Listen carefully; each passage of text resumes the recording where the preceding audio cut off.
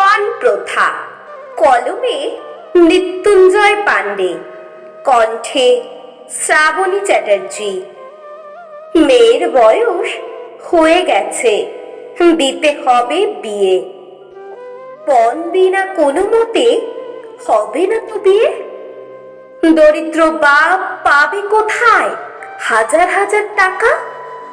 মেয়ের জন্য বাপকে বাড়ি করতে হবে ফাঁকা। যদি তা না করতে পারে, পাবে মেয়ে লাঞ্ছনা। স্বামীর কাছেও পাবে না সে ভালোবাসার আস্তানা।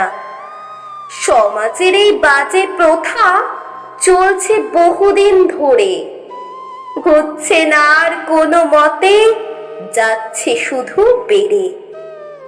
একটি করে মানুষ যদি পণ নেওয়া বন্ধ করে, উঠেই যাবে পণ প্রথা, আসবে না আর ঘুরে।